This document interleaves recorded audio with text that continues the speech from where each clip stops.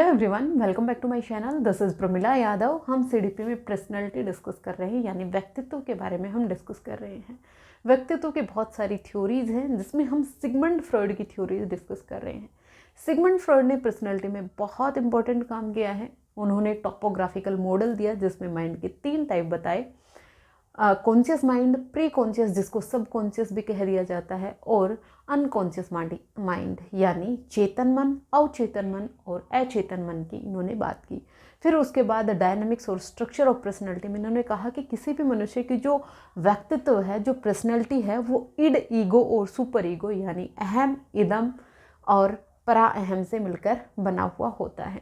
ये id, ego, superego, conscious mind, unconscious mind, preconscious mind को मैं last 2 classes में detail में डिस्कस करवा चुकी हूँ।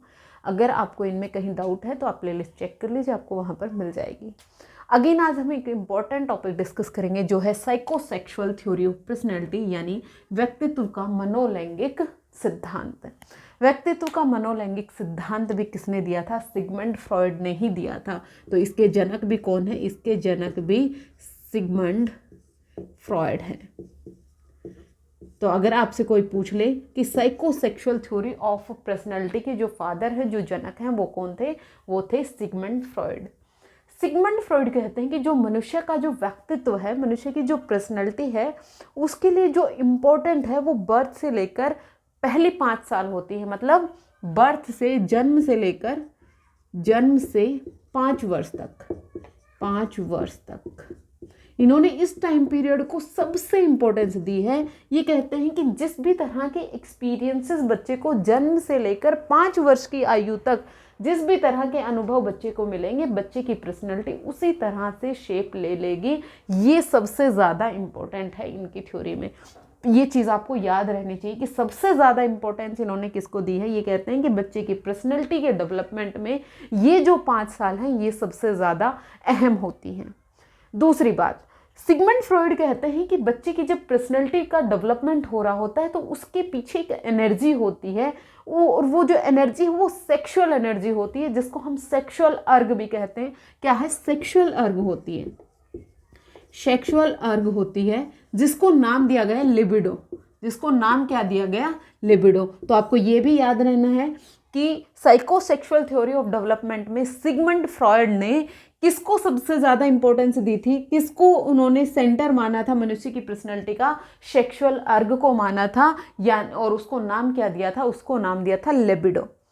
फिर ये कहते हैं कि ये जो लिबिडो है, ये जो सेक्सुअल अर्ग है, हर एक स्टेज में अलग अलग हमारे बॉडी पार्ट पर काम करती है। इन्होंने अपनी थ्योरी में 5 स्टेजेस की बात की, जैसे ओरल, फिर एनल, फिर फैलिक, फिर लेटेंसी, फिर जेनाइटल। इन्होंने 5 स्टेजेस की बात की। ये कहते हैं कि हर एक स्टेज में जो ये सेक्सुअल अर्ग यानी लिबिडो काम करेगी, वो अलग अलग बॉडी पार्ट्स पर काम करेगी। जैसे हम ओरल स्टेज की बात करेंगे तो वो हमारे मुंह पर काम करती है।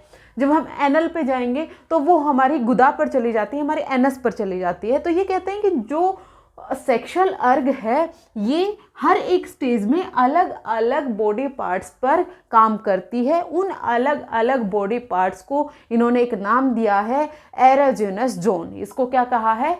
एरोजेनस जोन कहा है। जिस भी स्टेज में पर्टिकुलर, किसी भी स्टेज में एक पर्टिकुलर बॉडी पार्ट होता है जिस पर ये लिबिडो यानी ये सेक्सुअल अर्ग, ये सेक्सुअल एनर्जी है, ये काम करती है, उसको क्या कहा गया है? उसको एरोजेनस जोन कहा गया है।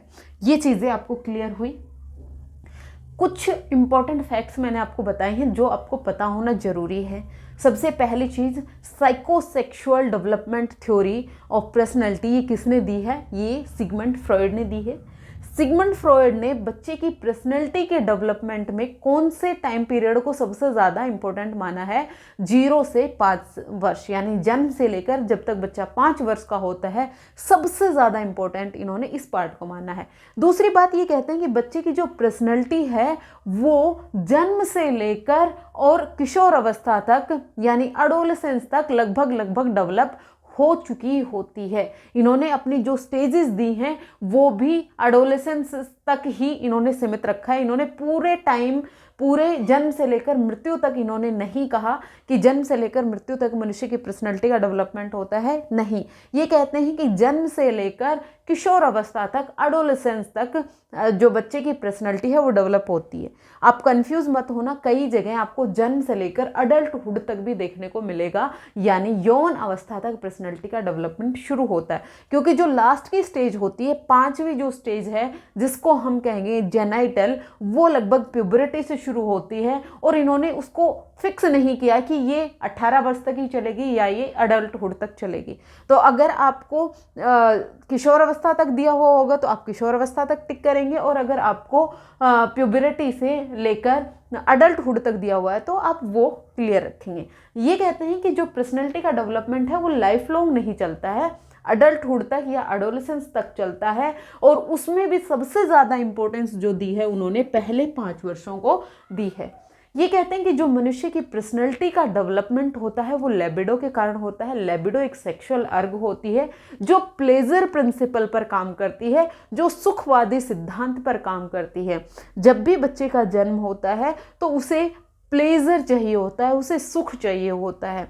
अब बच्चे को जो ये सुख मिलेगा, जो प्लेजर मिलेगा, वो किसके कारण मिलेगा? लिबिडो के कारण मिलेगा। और ये जो लिबिडो है, हर एक स्टेज में ये लिबिडो अलग अलग बॉडी पार्ट्स पर काम करती है, जिसको एनाजोरस जोन कहा गया है। होपफुली आपको इतना क्लियर हुआ होगा।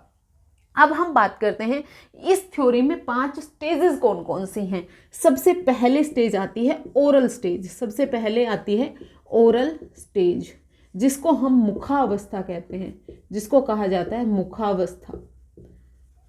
इसका जो टाइम पीरियड होता है ये 0 से 18 माह तक होता है। बहुत सारी बुक हैं 0 से 18 माह लिखती हैं, कई जगह आपको 0 से 1 वर्ष तक भी देखने को मिल सकता है। 0 का मतलब जन्म से लेकर 1 वर्ष तक भी आपको देखने को मिल सकता है, 0 से लेकर 18 माह तक भी आपको देखने को मिल सकता है। सबसे ज़्यादा स्पेसिफिक यही है, आपको याद रखना है। लेकिन अगर ऑप्शन में आपको 0 से 18 माह गिवन ही नहीं होगा तो आप 0 से 1 मंथ को आप टिक करके आएंगे। फिर उसके बाद हम दूसरी स्टेज की बात करते हैं। दूसरी स्टेज है एनल स्टेज। दूसरी स्टेज है एनल स्टेज, जिसको कहा जाता है गुदा अवस्था, जिसको कहा जाएगा गुदा अवस्था। इसका जो टाइम पीरियड है वो होता है 18 माह से 3 वर्ष तक, या फिर उसी तरह से आपको देखने को मिल सकता है 1 वर्ष से 3 वर्ष तक। ये दूसरी स्टेज होती है। तीसरी स्टेज आती है फैलिक स्टेज। तीसरी स्टेज आती है फैलिक स्टेज। ये जो फैलिक स्टेज होती है ये 3 से 5 वर्ष तक होती है। फिर उसके बाद फैलिक स्टेज के बाद 4th आती है आपकी लेटेंसी स्टेज। लेटेंसी स्टेज होती है ये 5 से और 12 वर्ष तक होती है। फिर 5th आती है आपकी जेनाइटल स्टेज। ये जो जेनाइटल स्टेज है ये 12 वर्ष से लेकर अडल्टहुड तक, यानी यौवन अवस्था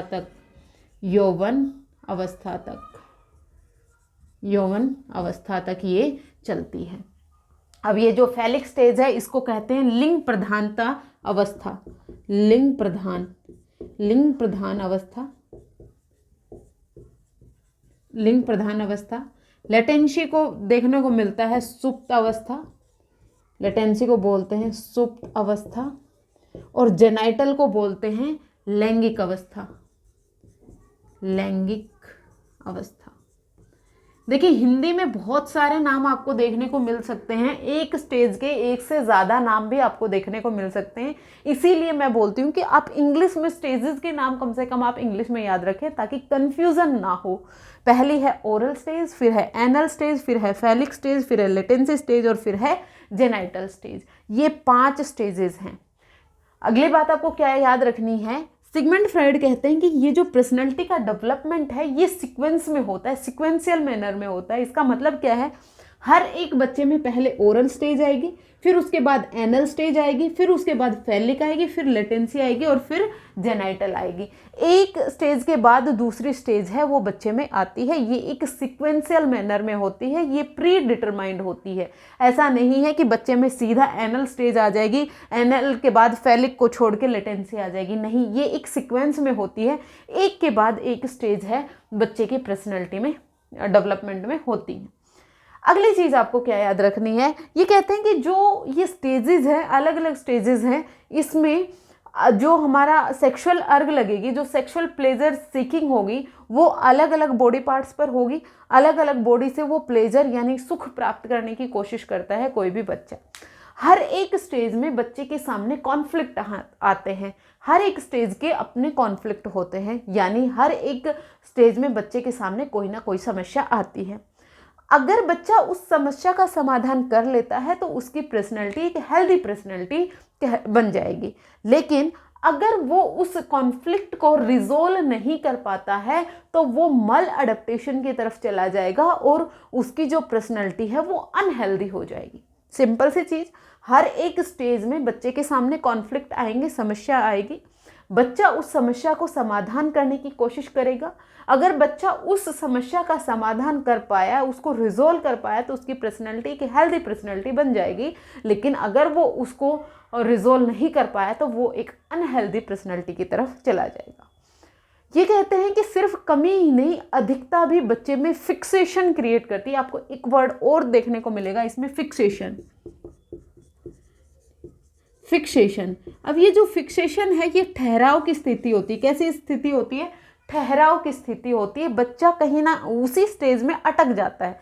जैसे हम ओरल की बात करें, जब बच्चा 0 से 18 मंथ का होता है तो वो सबसे ज़्यादा क्या काम करता है? आप खुद सोच के देखिए, जब बच्चा 0 से 18 साल पर होता है, 18 माह का होता है सॉरी, तो बच्चा जो अपना प्लेजर सीकिंग करता है वो माउथ से करता है, यानी यहाँ पर वो सकिंग करता है, सबसे ज़्यादा अपनी माँ का फीड लेता है सक करके। तो यहाँ पर वो सकिंग करता है, थोड़ा बहुत वो च्विंगिंग करता है। तो जब वो सकिंग कर रहा है तो उसका जो प्लेजर है वो कहाँ पर आ रहा है? उसके माउथ पर। तो उसका जो एनार्जोनस जोन बना इस स्टेज का, वो कौन सा बना? माउथ बना, यानी मुख बना। यहाँ पर बच्चा अपने मुंह के द्वारा अपनी सेक्सुअल अर्ग यानी अपनी सेक्सुअल एनर्जी यानी अपनी लिबिडो को सेटिस्फाई करता है। मैंने कहा था हर एक स्टेज में अलग अलग बॉडी ऑर्गन से बच्चा अपनी लिबिडो को सेटिस्फाई करने की कोशिश करता है। तो यहाँ पर जब ओरल स्टेज होती है तो यहाँ पर सबसे इम्पोर्टेंट क्या है? उसका मुख, यानी मुंह, माउथ से वो अपनी लिबिडो को सेटिस्फाई करने की कोशिश करता है। अगर बच्चे को प्रॉपर फीडिंग मिली, बच्चे को प्रॉपर केयर मिली, तो यहाँ पर बच्चे में ये जो कॉन्फ्लिक्ट है, यहाँ पर कॉन्फ्लिक्ट क्या है? उसे अपना प्लेजर ढूंढना है माउथ के थ्रू। अगर बच्चे को प्रॉपर फीडिंग मिल रही है तो यहाँ पर बच्चे को क्या होगा? वो इस स्टेज को इजीली पार कर जाएगा और उसे अपने जीवन के प्रति एक आशा यानी होप का डेवलपमेंट हो जाता है। लेकिन अगर बच्चे को प्रॉपर फीडिंग नहीं मिली तो बच्चा नेगेटिविटी की तरफ भी जा सकता है। फिक्सेशन की जो स्टेज होती है ये कमी और ज़्यादा दोनों ही होती हैं। मतलब अगर आपको बहुत ज़्यादा ग्रेटिफिकेशन मिला तो भी दिक्कत है, बहुत ज़्यादा फ्रस्ट्रेशन मिली तो भी दिक्कत है। आपको बैलेंस आउट करके चलना है, ना तो बहुत ज़्यादा ग्रेटिफिकेशन होना चाहिए और ना ही बहुत ज़्यादा फ्रस्ट्रेशन होनी चाहिए। अगर बहुत ज़्यादा ग्रेटिफिकेशन और बहुत ज़्यादा फ्रस्ट्रेशन हुई तो क्या क्रिएट हो जाएगी? फिक्सेशन क्रिएट हो जाएगी। फिक्सेशन का मतलब क्या होता है? किसी भी पर्टिकुलर स्टेज में किसी भी बच्चे की इनएबिलिटी उस स्टेज में अपनी पर्सनैलिटी को डेवलप कर पाने की, अपनी पर्सनैलिटी को डेवलप कर पाने की इनएबिलिटी पर्टिकुलर स्टेज में क्या कहलाती है? फिक्सेशन कहलाती है, ठहराव कहलाती है। ये बहुत अधिकता और बहुत कमी के कारण होती है। जब हम पहली स्टेज की बात कर रहे हैं, ओरल की जब हम बात कर रहे हैं, तो यहाँ पर जो बच्चे का प्लेजर सीकिंग जो एरिया है वो कौन सा है? माउथ है। ओरल में क्या है? मुंह है। मुंह के द्वारा वो अपने प्लेजर को ढूंढने की कोशिश करता है, मुख के द्वारा। अगर बच्चे को प्लेजर नहीं मिला, यानी बच्चे को या तो बहुत ज़्यादा ग्रेटिफिकेशन हो गया या बहुत ज़्यादा फ्रस्ट्रेशन हुई, तो क्या होगा? यहाँ पर बच्चे की पर्सनालिटी है वो अनहेल्दी की तरफ चली जाएगी। तो बच्चा क्या करेगा? जब वो बड़ा होगा तो वो क्या करेगा? अपने नाखून खाएगा। या फिर आप उसे पेन दे दें तो वो पेन की जो कैप होती है उसको चबाता रहेगा, या च्युइंगम्स चबाते रहते हैं। हमने देखे होंगे बहुत सारे लोग होते हैं जिनको च्युइंगम चबाने की आदत होती है, बार बार वो या स्मोकिंग करने लग जाएंगे या अल्कोहल ड्रिंकिंग करने लग जाएंगे। मतलब माउथ से जो भी चीज़ें उनको प्लेजर दे रही हैं वो उनकी बाद की लाइफ को प्रभावित करती हैं। अगर बच्चे को पहले 0 से 18 माह में ये चीज़ें नहीं मिली, अगर उसे प्रॉपर फीडिंग नहीं मिली, यहाँ पर उसका जो सकिंग था वो सेटिस्फाई, यहाँ पर जो लिबिडो सेटिस्फाई नहीं हुई, तो वो लेटर की जो उसकी लाइफ है उसको भी प्रभावित करती है। उसमें वो स्मोकिंग करने लग सकता है, ड्रिंकिंग करने लग सकता है, या वो जो पान चबाते हैं वो चबाना शुरू कर देता है, वो चिंगम चबाना शुरू करेगा, अपने नेल बाइटिंग करेगा। ये बच्चे की पर्सनैलिटी में हमें दिखाई देता है। तो होपफुली आपको ओरल स्टेज है ये क्लियर हुई होगी। उसके बाद आती है एनल स्टेज यानी गुदा अवस्था। यहाँ पर बच्चे जब वो 0 से 18 माह में था, जब तो उसमें मुखावस्था थी, जब वो 1 वर्ष से 3 वर्ष यानी 18 माह, जब वो 3 वर्ष में आता है, तो यहाँ पर जो सबसे बड़ा टास्क होता है वो क्या होता है, टॉयलेट ट्रेनिंग होती है। यहाँ पर जो पेरेंट्स हैं वो बच्चे को टॉयलेट ट्रेनिंग देते हैं।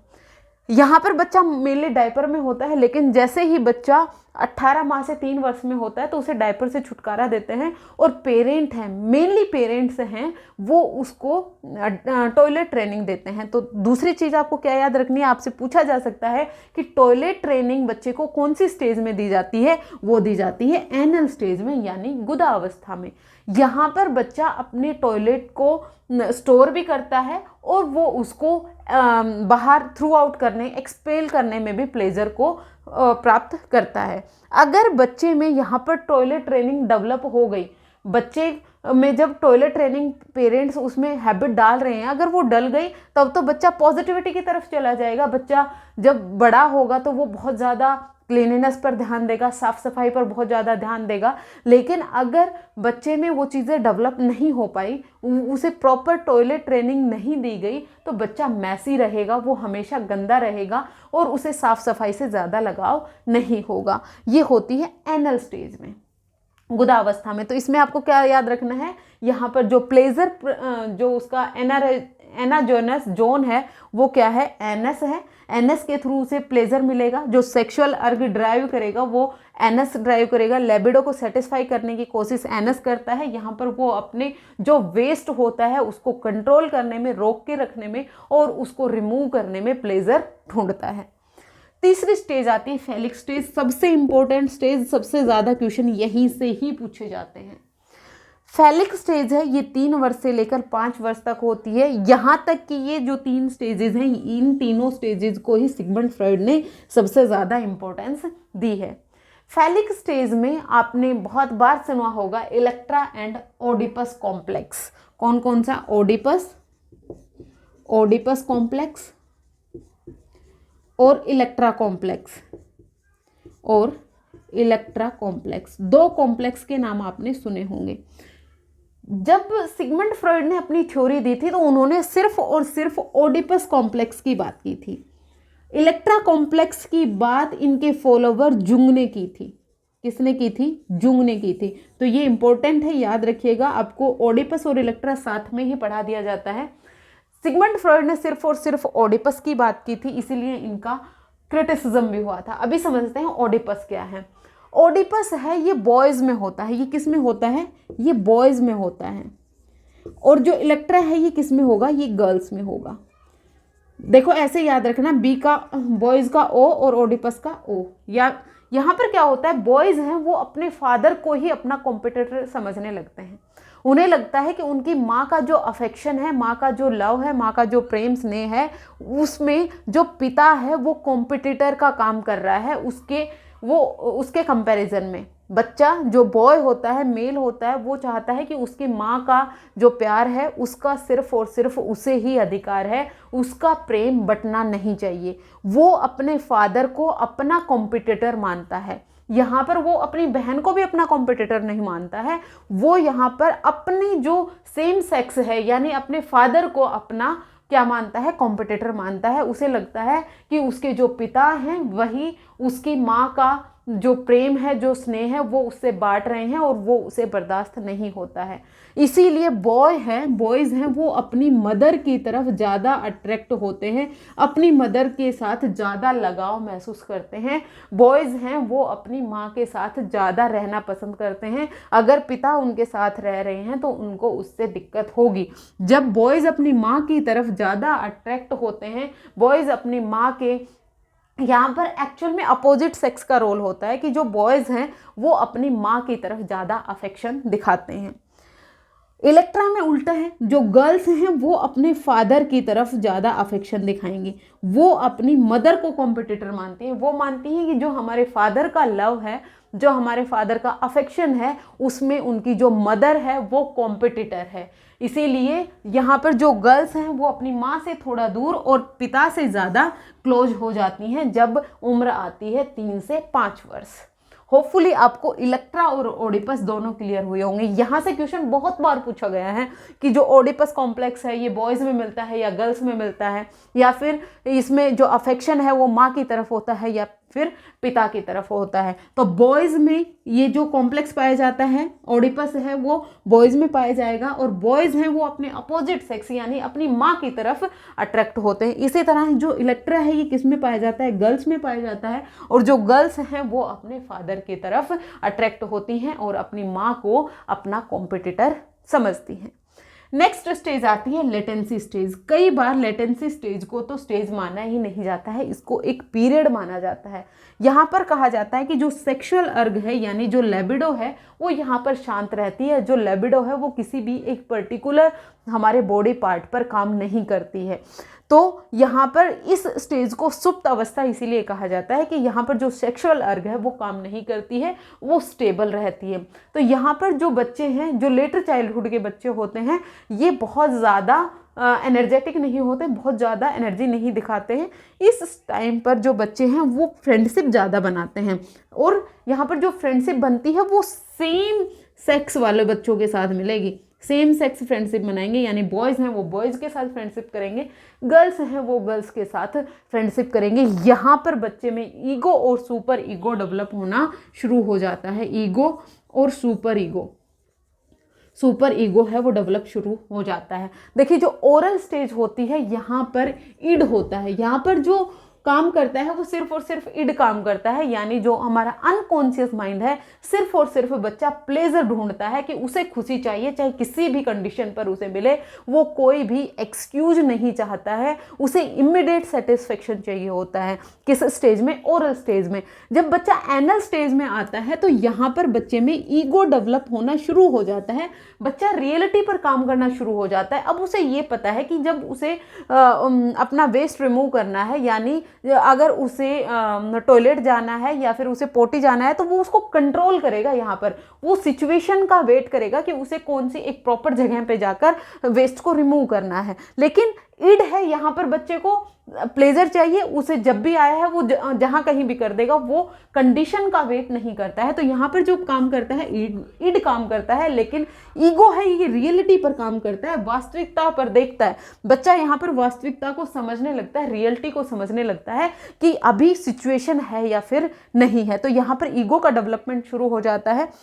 एनल और फेलिक स्टेज में ईगो का डेवलपमेंट लगभग कंप्लीट हो जाता है, और लेटेंसी स्टेज में जो सुपर ईगो है यानी परा अहम यानी मोरलिटी का डेवलपमेंट बच्चे में होना शुरू हो जाता है। यहाँ पर वो सही और गलत के बीच में डिफरेंस करना सीख जाता है, यहाँ पर वो अपनी मोरलिटी लगाना सीख जाता है। लेटेंसी स्टेज को इतनी इंपॉर्टेंस नहीं दी गई है, मैंने बताया भी। लेटेंसी स्टेज को कई बार स्टेज ना मानकर इसको एक पीरियड माना जाता है बच्चे की पर्सनैलिटी का डेवलपमेंट पर। यहाँ पर ये बहुत ज़्यादा स्टेबल होती है, बहुत ज़्यादा एनर्जी बच्चे इस स्टेज में नहीं दिखाते हैं। फिर उसके बाद लास्ट स्टेज आती है जेनाइटल स्टेज।